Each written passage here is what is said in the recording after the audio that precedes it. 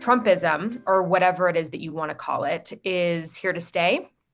And I think that Trump's election in 2016 and the policies that he instituted over the last 4 years are clearly not going to go into the dustbin of history as an aberration, but rather Biden is going to have to figure out how to operate in a space amongst protectionist identitarians, some isolationists, and within a framework where a large swath of the American public believes the election was stolen.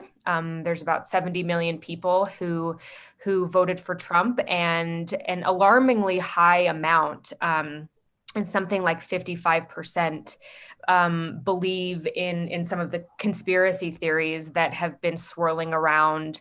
His base of support is strong, and if certain Republican policymakers try to move back into the center and center right, they risk their political future. I like to try and think of Trump as in foreign policy terms as a bit of a forest fire, in that he raised a lot of things to the ground. Some of them, like good relationships with countries like Germany and France, rather regrettably. Other things, like the kind of stasis around China, like some of the stasis around the Middle East, I think it's probably a good thing that Trump raised them to the ground, and better things might grow afterwards. From a European perspective, there's a question of like, well, how much do we really trust America anymore? How much, the Biden administration, they're talking about having a summit of democracies. They're talking about America's back, and we're going to, values and norms and all these cherished kind of vocabulary of international relations.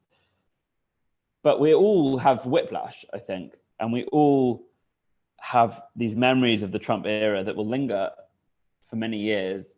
And we're all very aware that I think now 74 million people voted for Donald Trump, which is more Americans that have ever voted for anyone apart from Joe Biden in this election. So there is a distinct possibility that this populist nationalist approach to foreign policy and approach to the world. I think that the Merkel-Biden relationship is going to be a huge focus, especially just based on who Biden has around him as advisors. I mean, these are all, there's a lot of Germany experts, there's a lot of European experts, and I think that's going to be sort of the main focus of this administration is A, repairing the relationship with Germany, and B, not that it's less important, but like equally important is going to be repairing the relationship with Europe in general.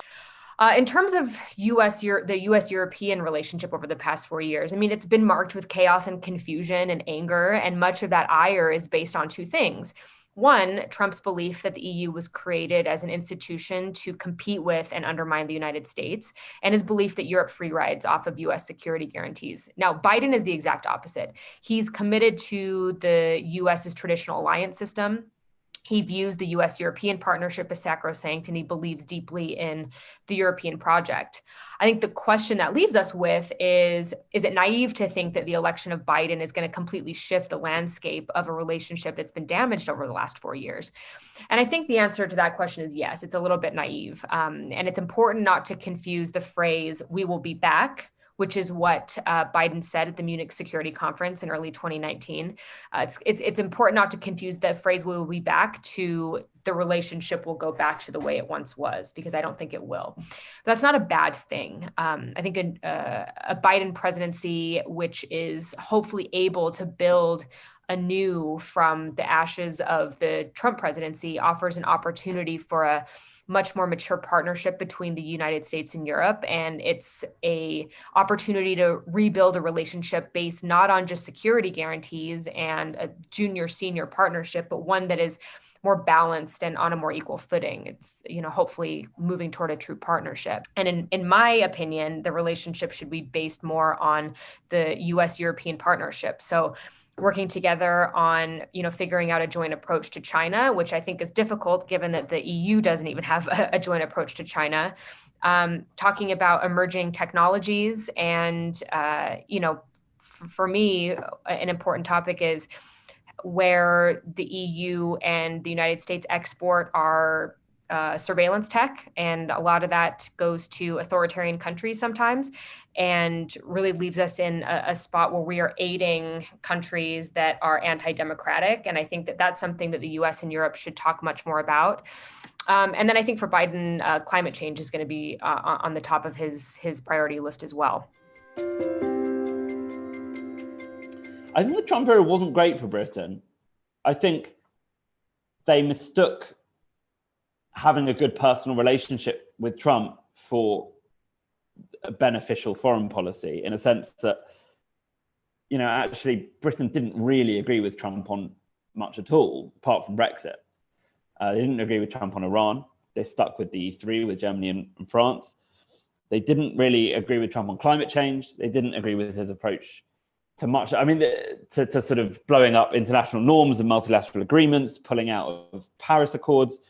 And I think the Biden era, Britain will find that it actually has a lot in common with the Biden administration. Britain's hosting the COP26, the big climate change conference next year. They're putting a lot of emphasis on this. They really see it as a moment to sort of reestablish their role as a kind of convener of nations, as a bridge between different countries, using its kind of global reach for influence. Britain's just announced 16 billion of extra defense spending, not in no small part to indicate to America and the world that it's still a player, and that when America wants to get stuff done, who's it going to really turn to? Is it going to turn to kind of Germany and France and the EU, or is it going to turn to Britain, who's been there for it many times before?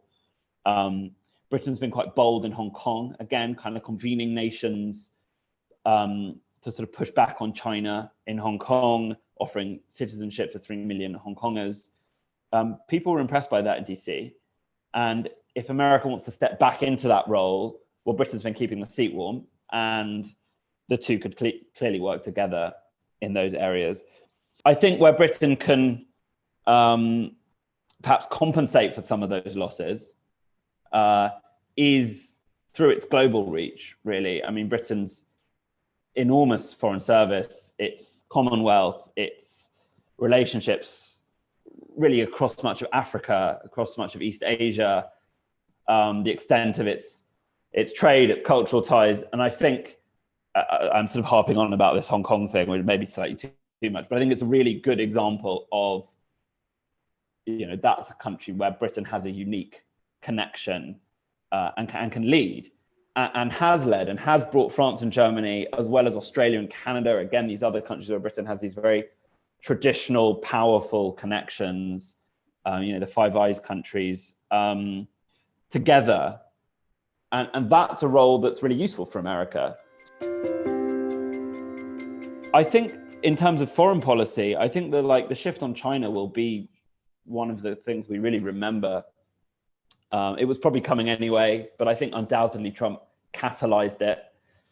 And that, I think, for the Biden administration, they will, in many ways, they're trying to restore America back to the Obama years, but not on China. They won't go back on China. They have to go forward. And I think that, as Rachel pointed out, means creating alliances, and it means using Europe and not just fighting China as a sort of battle of two guerrillas, which is what we kind of saw in the Trump era, but using the leverage of the EU, of the UK and others as a kind of mechanism to get China to do, to cooperate more, or to give ground on certain issues. I think a much tougher and unified approach on 5G is going to be something they might work toward and expect. There might be some sort of, transatlantic consortium of tech companies that the Biden administration might try to pursue, but that's going to be difficult for a number of reasons. I think for the U.S., it's going to be important to return our diplomatic tools to how we approach Europe. So, if you look at countries like Italy and Greece and countries in Central Europe who look at the United States, who's been a totally unreliable partner over the last 4 years, and China, the United States is no longer the obvious choice. China, which is making inroads, economically, technologically, and in some cases politically, it becomes even harder to balance against that with the United States. So I think the first order of business will be trying to push Europe to have a more unified approach to China. But again, like I said, that's going to be hard for a number of reasons. And then I'd be looking closely at the tech front as well. But it's also, how do you persuade countries like Greece or much of Europe, frankly, that in this great clash between China and the US, that they should bet on the US? And one way of doing it is to create this alliance of democracies, this sense of being on the same page when it comes to things like human rights, when it comes to the kind of world we want to live in.